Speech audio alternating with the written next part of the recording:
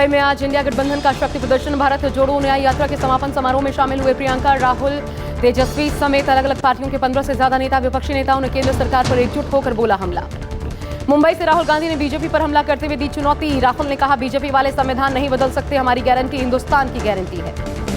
प्रधानमंत्री मोदी के मिशन दक्षिण का आज तीसरा दिन। आंध्र प्रदेश में भरी हुंकार, कहा अगले 5 साल आंध्र प्रदेश का भाग्य बदलने वाला होगा। प्रधानमंत्री मोदी ने 4 जून को 400 पार का नारा दिया। चंद्रबाबू नायडू और अभिनेता पवन कल्याण रैली में मौजूद रहे। शराब घोटाला मामले में केजरीवाल को ईडी का नवा समन। 21 मार्च को पूछताछ के लिए किया तलब। शराब घोटाले के अलावा दिल्ली जल बोर्ड में भी अरविंद केजरीवाल को भेजा गया पहला समन।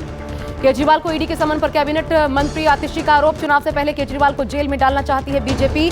एक और फर्जी केस में ईडी ने समन भेजा। फिल्मी तरीके से जांच एजेंसियां काम कर रही हैं। गिरफ्तारी के लिए बैकअप प्लान तैयार है। कई हथकंडे अपनाए जा रहे हैं। आतिशी के आरोपों पर मनोज तिवारी का पलटवार, कहा केजरीवाल के पास अब सम्मान नहीं सिर्फ समन। शराब घोटाले में पूछताछ के लिए ईडी केजरीवाल को जारी कर चुकी है नवा समन। अरविंद केजरीवाल को ईडी द्वारा नवा समन जारी होने पर दिल्ली बीजेपी अध्यक्ष का वार। वीरेंद्र सचदेवा ने कहा, शराब नीति के घोटाले में एजेंसी लगातार अपना काम कर रही है। मामले में के कविता को भी गिरफ्तार किया गया। मामले की कड़ियां जोड़ रही है ईडी।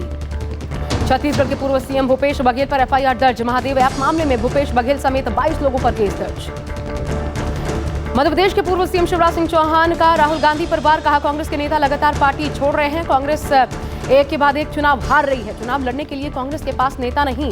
कांग्रेस में न सेना बची न सेनापति।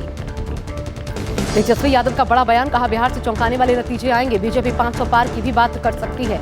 बिहार की जनता इस बार बीजेपी को रोकेगी। जहां बीजेपी का राज वहां पेपर लीक।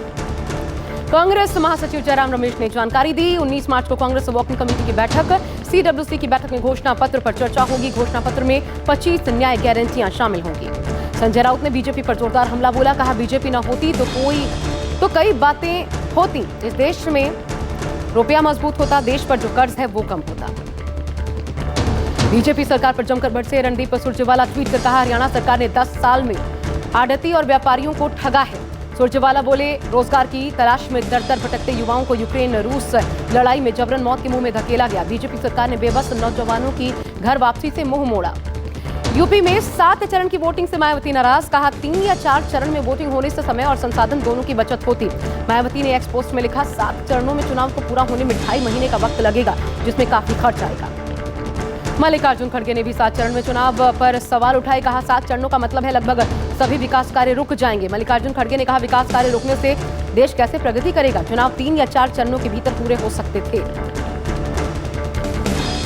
2 राज्यों में मतगणना की तारीख बदली। अरुणाचल और सिक्किम में काउंटिंग डेट बदल दी गई है। अब 2 जून को होगी दोनों राज्यों में काउंटिंग। बाकी सभी जगह 4 जून को ही काउंटिंग होगी। Big boss fame Elvish Yadav Noida से गिरफ्तार। रेव पार्टी में सांपों के जहर सप्लाई केस में पुलिस ने अरेस्ट किया। कोर्ट ने एल्विश यादव को 14 दिनों की न्यायिक हिरासत में भेजा।